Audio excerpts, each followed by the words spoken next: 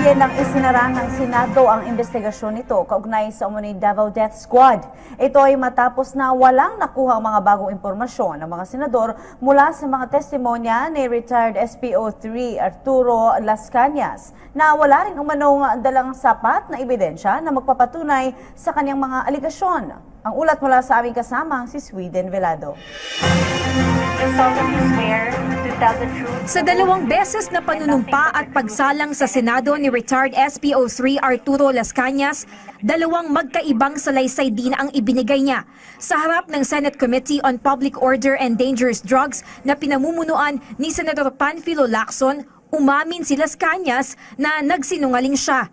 Noong Oktubre 2016, matatanda ang pinabulaan na ni Las Cañas ang testimonya ng whistleblower na si Edgar Matubato na mayroong Davao Death Squad.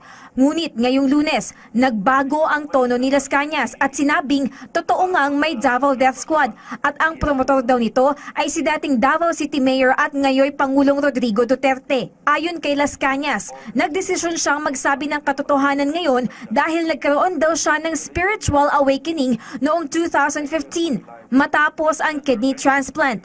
Subalit, ang ipinagtataka ng ilang senador kung nais niyang linisin ang kanyang konsensya, bakit nagawa pa nitong magsinungaling? Tuloy, maging si Senador Lacson, aminadong hindi alam kung aling testimonya niya ang paniniwalaan. Katakataka rin na hindi matandaan ni Las Cañas ang pagkakakilanlan ng taong kanyang pinakaunang pinatay. Matapos umaming, 200 tao na ang bilang ng kanyang napaslang bilang miyembro ng Davao Death Squad.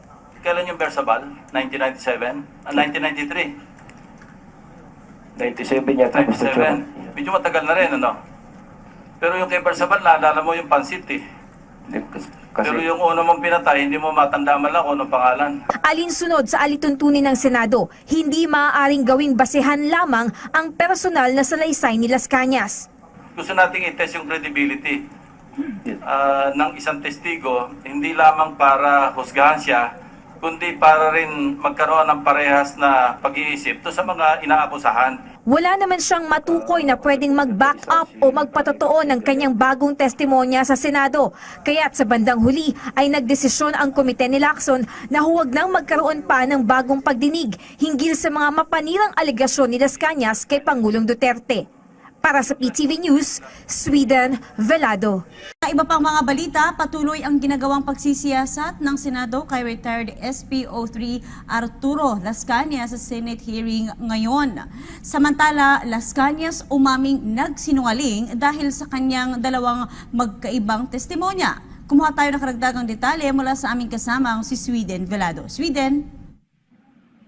Princess, kino-question ngayon ng Senado ang kredibilidad ni retired SPO3 Arturo Las Cañas dahil sa 2 niyang magkasalungat na salaysay. October 2016, pinabulaanan niya ang testimonya ng whistleblower na si Edgar Matubato na walang Davao Death Squad. Pero ngayong 2017, ang salaysay niya naman ay mayroon talagang DDS at ang promotor daw nito ay si Pangulong Rodrigo Duterte. Ang ipinagtataka ng mga senador, sinasabi ni Las Cañas na September 2015 ay nagkaroon siya ng tinatawag na spiritual awakening matapos sumailalim sa isang organ transplant. Kaya't nagdesisyon siyang ilabas ang katotohanan. Pero matapos sumalang sa Senado noong nakaraang taon ay hindi na agad siya nagsabi ng totoo. Inamin niya yan sa harap ng Senate Committee on Public Order and Dangerous Drugs ngayong hapon at sinabi niya nga na nagsinungaling siya. Hindi niya rin masagot kung kailan at saan siya partikular na inutusang pumatay ng kriminal ni nooy Davao City Mayor Rodrigo Duterte. Wala rin siyang matukoy na ibang tao magpapatotoo sa kanyang bagong testimonya. Hindi kasi maaaring gawing basehan lang ang nag-iisa at personal na salaysay ni Las Cañas. Sa puntong ito, Princess, ay nagpapatuloy pa rin yung ginagawang pagsisiyasat ng Senado kaya SPO3 or retired SPO3 Arturo Las Cañas. At ang nakasalang naman ngayon para mag-examine dito kay Las Cañas ay si Senador Bam Aquino. Yan naman po ang latest mula po rito sa Senado para sa PTV News, Sweden Velado.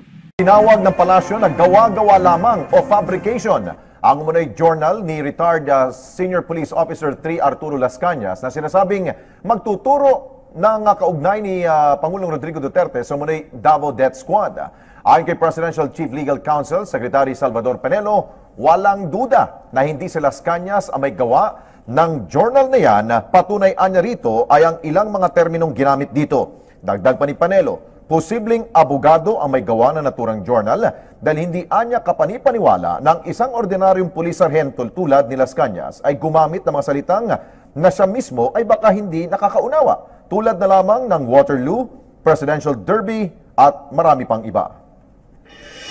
Questionable rin para sa ilang mga mambabatas sa mababang kapulungan ang testimonya ni retired SPO3 Arturo Las Cañas kaugnay sa umano'y Davao Death Squad. Ayon kay puwersa ng bayaning atletang Pilipino, Congressman Mark Sambar, pinag-usapan lang ulit dito ang mga testimonya ni Edgar Matobato noon at wala siya nakikitang dahilan upang dinggin pa ito muli, ngayong pagbabaliktad lang ito ng mga sinabi ni Las Cañas sa una niyang pagharap sa Senado. Sabi naman ni Ako Bicol Congressman Rodel Batocabe, dapat sampahan na lang ng kaso sa korte si Las Cañas. Ang kanyang mga pahayag daw ay sapat na basihan para makasuhan siya ng murder.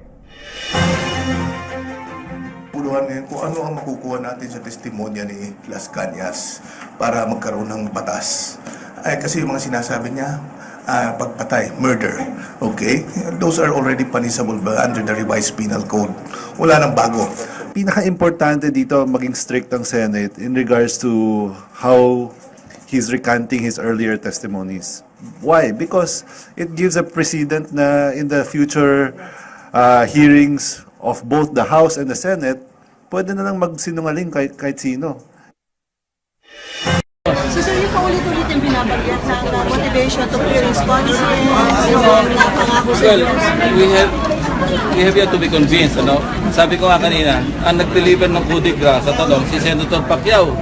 Kasi sinabi niya, kung nagkapalitan ng posisyon, ikaw ang investigador at ako yung dalawa ang testimonya na magkabangga, ano yung magiging conclusion mo? Maliwanag yung sagot ni Las Cañas, magdududa siya. Kaya hindi niya masisisi yung mga senador na nagdududa lahat, di ba? At pagka nagdududa ka, kung alin ang totoo o totoo yung sinasabi niya, may problema, di ba? So after nyo marinig yung testimony, alin ang mas kapanipaniwala? Sir, yung una niyang testimony, yung ngayon? Hindi nga natin malaman kasi magkabangga yung kanyang testimonya. The point is, kung ang dalawang testimonya mo nagkakabanggaan, talagang magkakaroon ng duda sa maski kaninong tao, yung right-thinking individual, ano? Unless bias ka masyado at gusto mong paniwalaan lang yung isa niyang testimonya over the other. Now, gusto kong isara yung kanina na kasi may information na yung dance instructor na pinatay nilang sinabi nila, buhay na buhay, kaya pinakukuha na po ng statement saka ng video. So, paano mo ngayon panin? Kaya tinatanong ko siya, halimbawang makaharap mo yung sinasabi mong pinatay ninyo. Anong gagawin mo? Papalitan mo na naman yung statement mo dahil buhay pala. Pero kung hindi daw silang pumatay kasi hindi, nasa statement niya. Nandito yung transcript yung TSN, kaya nga pinakuha ko yung TSN, 11:20 in the morning, ito yung kanyang testimonya. Kasama siya nung pinatay yung dance instructor. Merong tumawag na sinasabing nandyan yung dance instructor, buhay na buhay. Kaya nga tinatanong ko siya, kung makaharap niya yung sinasabi niya pinatay nilang dance instructor, magbabago po ulit siya ng statement. Pangatlo na yun. Sir, but what does it represent? You know, it's not the first time that there are being reports of police abuses. Do you see, sir, the magnitude of the problem? Well, as Senator Soto manifested before we adjourned, there are 53,000 that were arrested. And kung totoo merong impunity na lahat ng illegal drugs na operations pinapatay ng police, hindi lang 2,500 yung patay. Di ba? Anyway, hindi pa ako nag-explain sa'yo. Pero sir, yung testimonya na mismong Pangulo yung kausap. Ay, sorry. Sumakot ka, kaya